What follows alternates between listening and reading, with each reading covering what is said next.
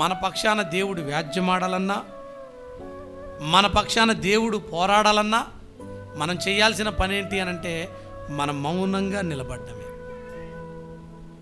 నువ్వు అలా ఉంటే ఇక నీ పక్షాన ఆయన గదులుతాడు, ఆయన మాట్లాడతాడు. అలాగా మోషే జీవితంలో జరిగింది. మోషే పక్షాన దేవుడు వ్యాజ్యమాడాడు. మోషేనే నా ప్రవక్త, మేము కాదా? ఆయనైనా గొప్ప భక్తుడు, మేము కాదా అని చాలామంది మోషేకు వ్యతిరేకంగా అడుగులు వేశారు. మోషే ఏం మాట్లాడలేదు.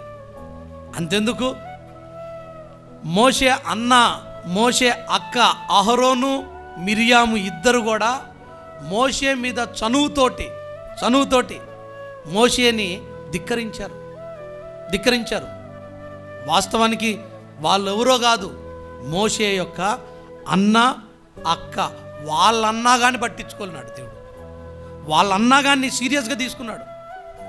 మోషే వాళ్ళ తమ్ముడే, కానీ వాళ్ళు చనువుతోటి లేకపోతే వాళ్ళేదో బాధ్యత కలిగి ఉన్నవారుగా మోషేని వాళ్ళు మాట్లాడితే దేవుడు ఏమన్నాడు అని అంటే, నా మోషే విషయమై మీరెందుకు భయపడలేదు? మీరెందుకు భయపడలేదు?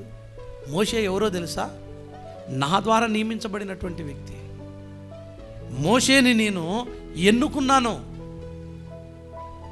ఈ మోషే మాత్రం మౌనంగా ఉన్నాడు, ఏం మాట్లాడేది. అక్క అన్న కానీ మౌనంగా ఉన్నాడు.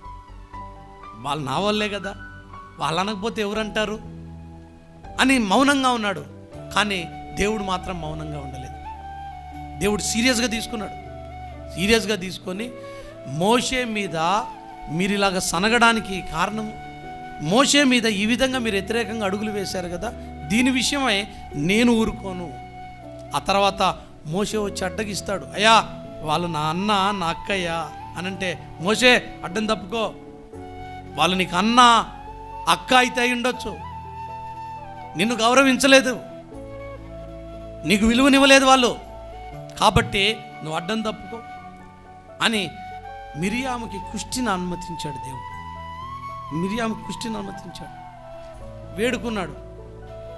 అయ్యా దయతో క్షమించు ప్రభువా అనంటే, శిక్ష అనుభవించాల్సిందే మోషే.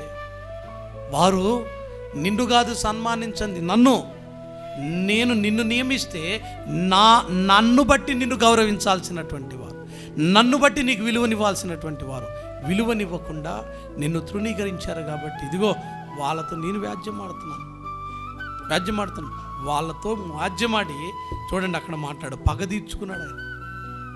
దేవుని బిడ్డలమైనటువంటి మన విషయంలో కూడా ఆయన నిలబడతాడు.